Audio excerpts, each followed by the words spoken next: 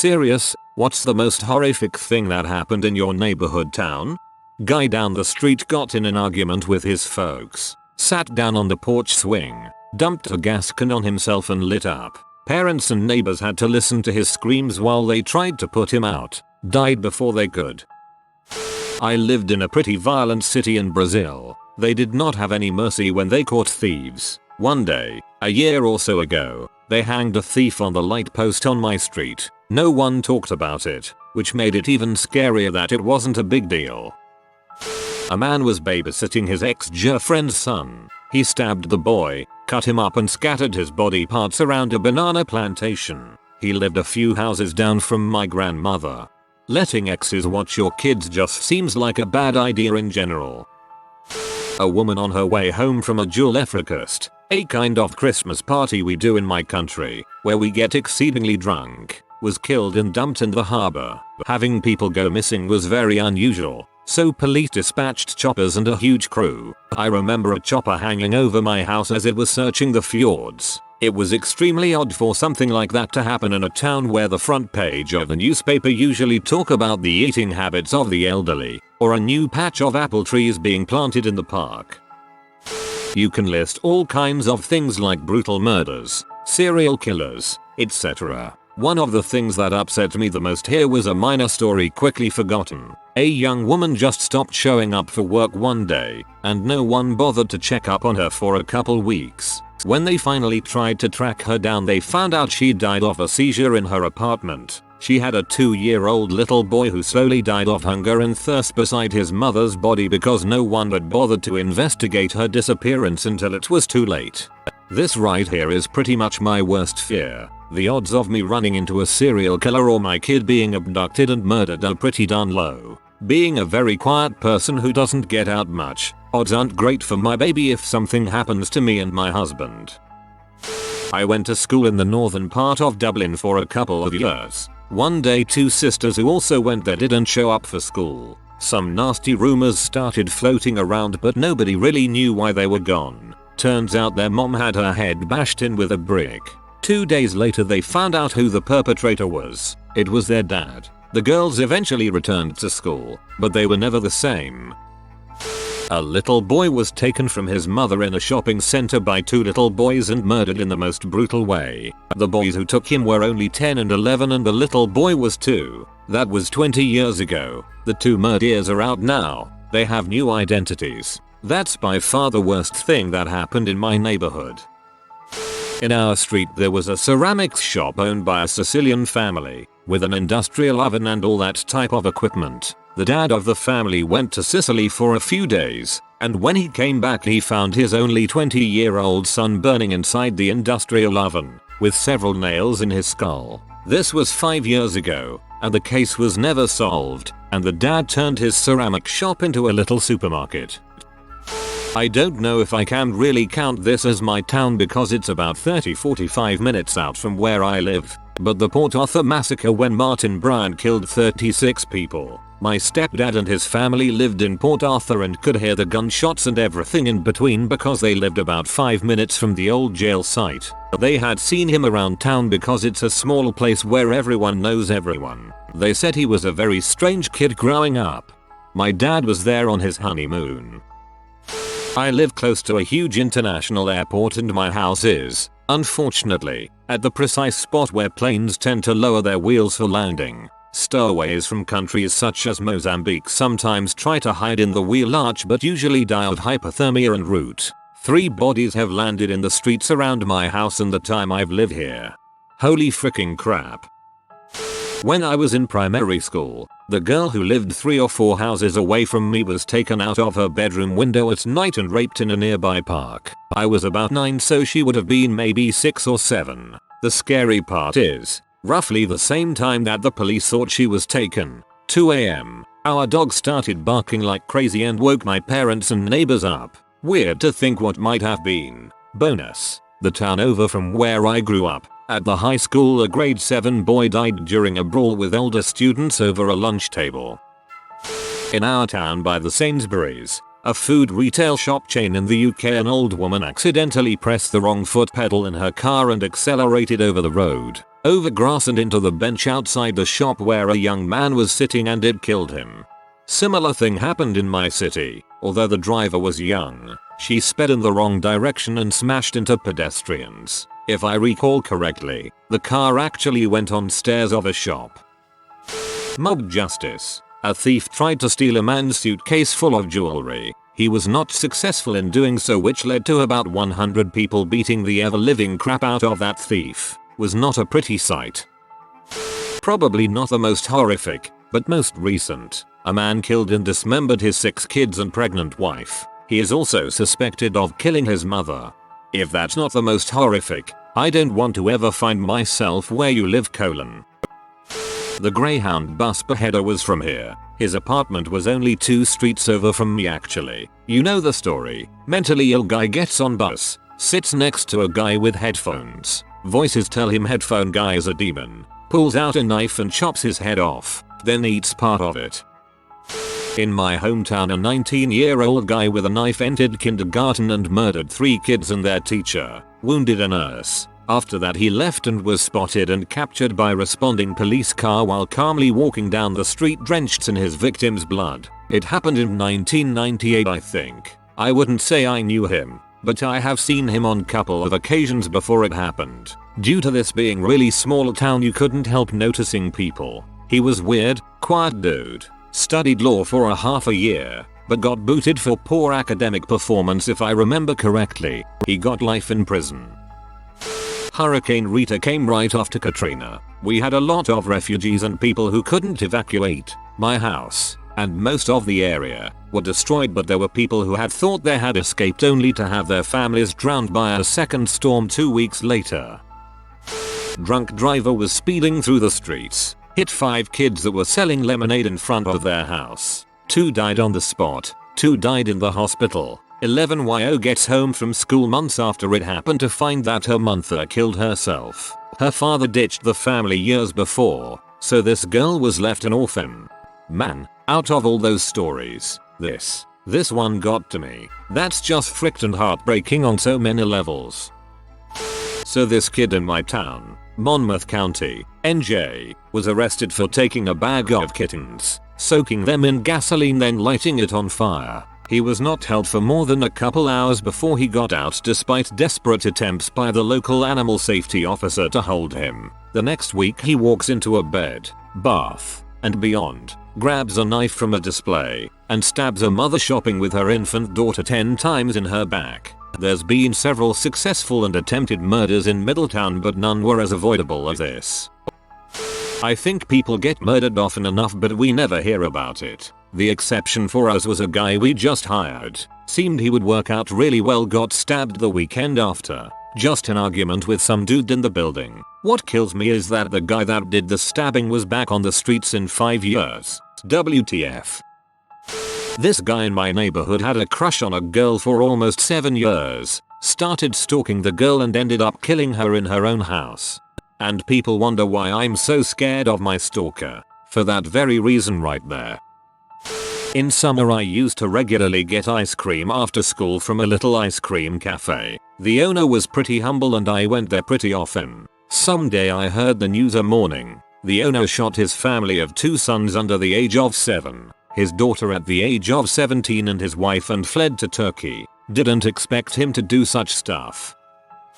We have a few nasty ones, but one of the most recent was a 18-year-old breaking in, raping and killing a 98-year-old woman. Another 18-year-old raping a 6-year-old on her way home from school. Then there was this case some 25 years ago where a guy kidnapped a girl and raped and killed her before dumping her in a well. That's the worst public cases. I am pretty sure worse is happening all the time in this city. A few years back now, in the house on the nearest street corner to where I live, a guy was hanging out with some mates of his, probably getting drunk. Somehow, something goes terribly wrong. Read, probably alcohol poisoning, and his friends, being drunk, failed to call for an ambulance. A few hours later, when they worked out he was dead, they freaked out and shoved his body in a bin and buried it in the backyard. Ended up getting tried for murder but didn't end up convicted. Dude, almost the same thing happened in my town. Except I think the kid overdosed on drugs and his friends dumped his body in the woods in a state park.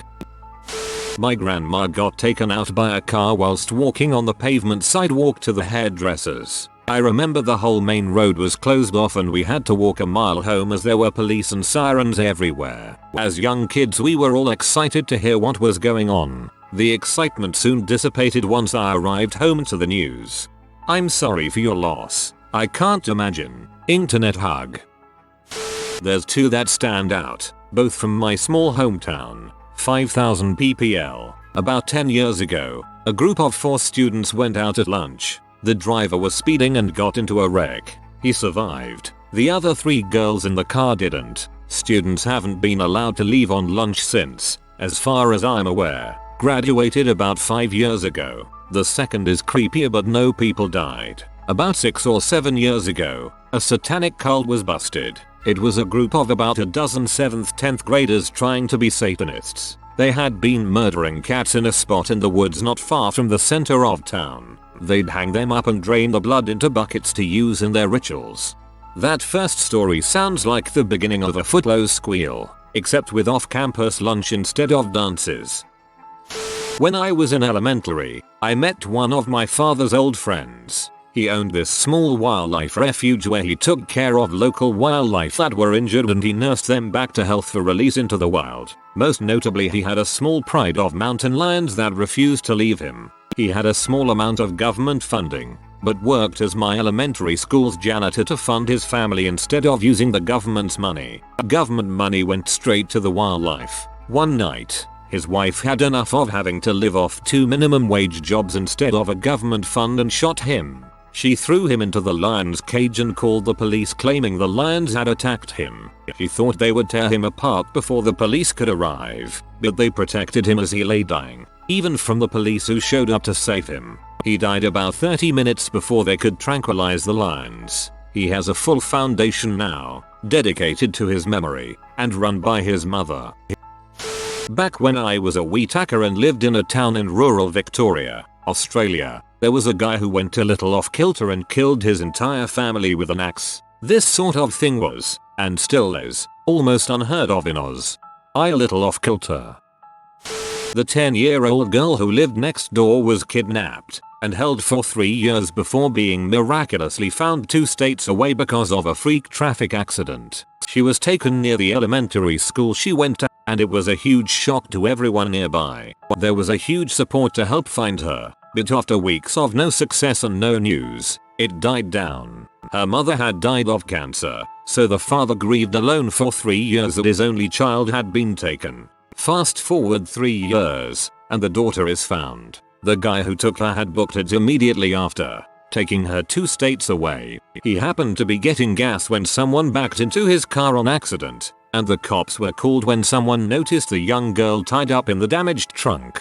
He fled, but was captured within 24 hours. She was brought back home, and lived next door to us for a few more years. I knew her before, and she was never the same after she was brought back. The physical and emotional trauma of being held captive and sexually abused for 3 years had left her dead inside. He had her in therapy for a long time, but I haven't heard anything about her in years now. No clue how she's doing now, but I truly hope everything worked out for her. I never thought I'd be happy about a car accident. Probably the wars of 1955 to 1959 and 1974. The 74 one divided the country, and consequently the city in half. It's Nicosia, Cyprus in case you were wondering. My family home is next to a lake. Suitcases full of chopped up body parts have a tendency to wash up near the reeds. This has happened 3 separate times. Also, I can't confirm whether this is true, but someone found the corpse of an old lady in the lake, mostly intact, except someone had mangled her genital area in a kinda weird way. The wounds looked like bite marks. Rumor was that our friendly neighborhood cannibal found new joy in eating pee. If it is any comfort, genitals and other soft body parts are the first things picked off by scavengers. You probably are cannibal free. I live in New Haven, CT. There was a pretty weird murder of a homeless dude this summer. They found his legs down by the train tracks. Found his arms but no hands in a garbage bag nearby and found his torso in an abandoned building. But I don't think they ever found the rest of him. We're also not far from Newtown. So, yeah. Oh, and Cheshire. There was a really fricked up home invasion incident there a few years ago. 2 guys broke into a house, robbed the family, raped and killed the mother and 2 daughters and beat the father to verge of death. I grew up in Cheshire. Came here looking for someone mentioning the petty murders. My brother knew the younger dude in a sense. He met him just before the murders, the previous weekend or something. I remember him saying that he met a guy he has never seen before and thought he was creepy, and my old boss testified in court against them and everything. I'm not sure how this rates, but bear with me. The town I live in is a small place in Australia's outback. One morning I took a drive to the beach, a common spot for people who are killing time or just driving around aimlessly, and I saw a few police officers spread out along the opening to the boat ramp. Long story short, they found a head washed up on the rocks and needless to say, that was never reported on the local news. Guy slits his wrists, panics, runs out into the garden to try and call for help, bleeds out and gets found by his 13-year-old son. Old classmate of mine was the oldest son. We got into the news by our old but monumental barn burning down. Recently, an 8-year-old girl drove her mom's car into the living room. No injuries. Other than that, not much. Life is quiet in Satellite Town. An EF4 tornado came through and destroyed practically half of the town. If you want proof, look up the Washington tornado. I remember this day clearly. I live in Chicago but the weather was scary even up here. I was surprised there was a tornado so late in the year. The next week this kid I tutored went with his Boy Scouts to go help clean up Washington and he described the destruction. Very sad. Sadly, someone raped, murdered and set fire to the house of a very sweet elderly lady in the very small town I grew up in a few years ago. According to his confession, to what was stated with his own sick pride, he had let her burn to death while she screamed tied up in her own bed. He had just gotten out of jail for doing the same to other old ladies, which he had served 25 or so years for. She was really a wonderful woman. She sang in the church choir with my mother and I, and when my mom passed she was the first to send her condolences and bring us food. Her husband had died many years ago, so she lived by herself out in the country. This was one of the first murders in the whole county for many, many years. It really changed everyone. Doors and cars that were once unlocked all day now had stronger locks and alarms. R.I.P. Clara Dell. You were a wonderful woman and I hope wherever you are that you don't remember a thing from your last hours.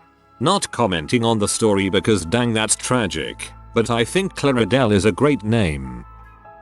Next suburb over from mine. 2 high school boys stabbed a shop owner as he was opening his store. Also, the suburb where I used to live, a suburb known for frequent criminal activity, had the murder of a woman and her daughter by her own husband. Before she died she joined an anti-crime project in her community and was an avid supporter of the project.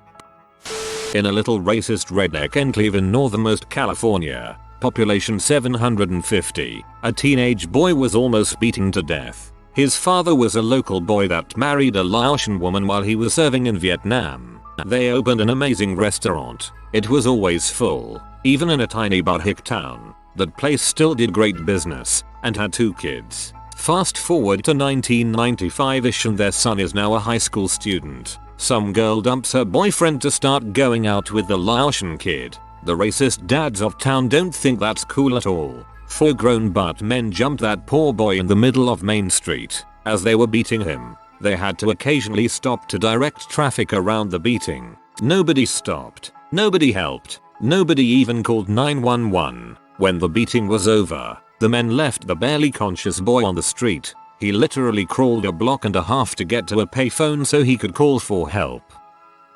9/11. No, I'm serious. I live in the New York metropolitan area, Rockland County, and a lot of people who lived in my town commuted to the city and worked in the World Trade Center. I personally knew several people who lost their lives in the towers and surrounding area, and the amount of people around town who also lost friends and loved ones that day was just horrific.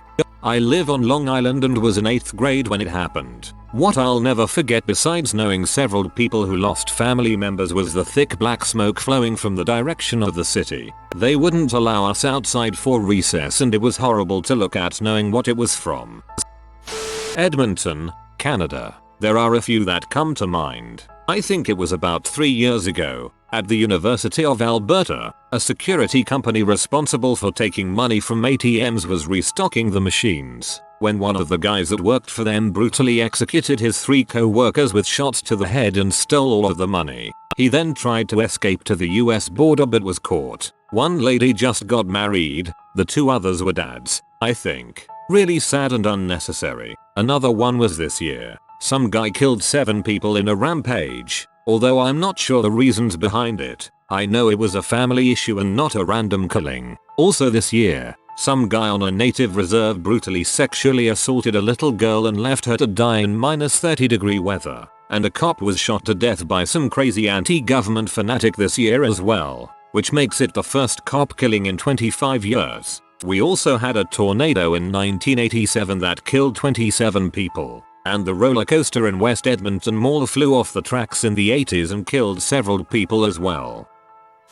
I live in a nice middle-class suburb. A high school kid down the street from my house murdered his younger stepsister one night. I think she was 6 or 7. The reason he did his was that her father had been molesting her and the mother wasn't doing anything to put a stop to it, and somehow in his mind his was a solution. I don't know what ended up happening to the boy. Jesus Christ. That poor kid. Not the correct way to deal with the situation, but he obviously wasn't all there up top. Not that anyone should be expected to dealing with a monster like that. I hope he gets the help he deserves. Clifford Olson murdered 11 kids aged 9-18, including a little boy who lived across the street from my parents' best friends. May he rot in heck. He's one of the very few reasons I wish I wasn't an atheist. Actually, thinking about it, the kid's name was Simon Partington. He deserves to have his name quoted somewhere and remembered far more than the butthole who killed him. I remember in elementary school there was a family around the corner who had a mentally disabled daughter that was a little older than me. One day out of nowhere the dad of the family snapped and murdered the daughter, then waited till his wife came home and killed her, then he turned the gun on himself and committed suicide. I was so young but it still was shocking, and now that I'm older it's all the more sad. Escaped fell loose around my hometown when I was 5 years old. Police came to our door and told us that we need to leave the area as the fugitive was armed and considered extremely dangerous. 2 days later the police found him. Rather than face capture he shot himself. In my church. In my Sunday school room. On our nice leather couch. The scary part is that the church is seriously old. Lots of creaking, groaning, house noises, and the hallway leading to that Sunday school room had room doors on either side all the way down and single windowed exit to the old grove at the end, so it was already creepy as heck. After that guy shot himself I could never walk down that hallway without the hairs on the back of my neck standing straight up. Shudder. During the summer of 2008-ish, I think, my hometown caught a serial killer. He was a truck driver and had been murdering people along his route. He pulled into a rest area, hopped the fence to get into the neighborhood, and tried doors on residential houses until he found one unlocked. The daughter was sleeping in the basement of the house because it was cooler, and her brother, who left his keys at home, was supposed to come home later that night, so she left the door unlocked for him. So she wakes up to this massive truck driver holding a knife to her throat and a hand over her mouth telling her he'll kill her if she screams. She didn't scream, but her parents heard what sounded like whimpering and went downstairs to investigate. When the dad saw what was happening he jumped on the guy's back and managed to startle him enough for the daughter to run away. Then while the daughter was running to call 911, the guy got the dad off of him and the mother ran over and grabbed the knife by the blade to yank it out of his grip while the dad jumped him again and started punching him in the head. The police showed up shortly after and got the truck driver in custody and found some fricked up crap in his truck. Tons of hunting knives, duct tape, a DVD titled something like Hunting Humans, other crap like that, and connected him to some other murders in other states. He ended up pleading guilty and is spending his life in prison. Her brother ended up never coming home that night because he stayed at a friend's house and forgot to call to tell them he was staying. Talk about some freaking guilt. The daughter was in the same grade as my boyfriend and actually lived about half a mile away. She came out of the trauma like a freaking champ and is doing great now. I know exactly where this happened. I live in the area. What a creep. Those parents are so metal. If you are new to the channel, you can subscribe. I publish new videos every day. Until then, check another video.